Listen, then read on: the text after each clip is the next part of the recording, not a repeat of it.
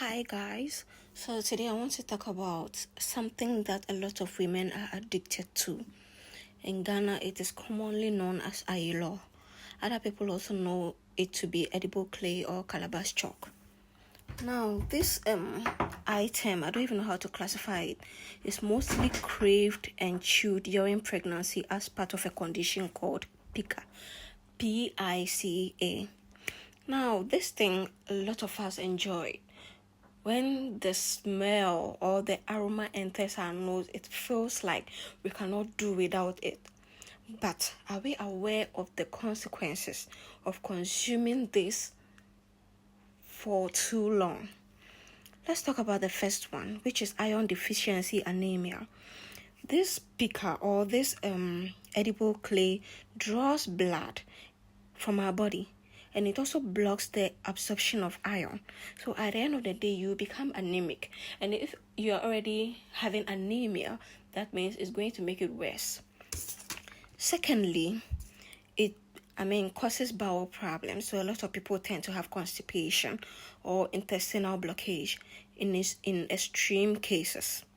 And also, this clay sometimes has certain heavy metal that affect the brain development of babies, like lead, arsenic, and the others that I cannot mention.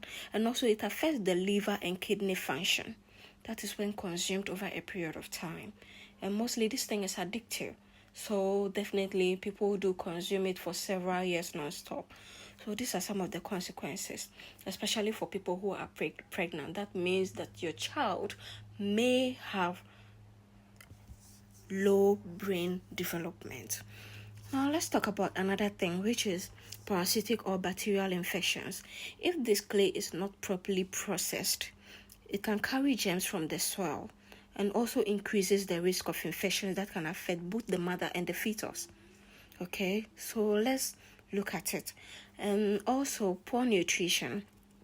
This clay that a lot of people consume reduces their appetite for real food, which leads to nutritional deficiencies, which are very, very dangerous in pregnancy. So, what do I suggest?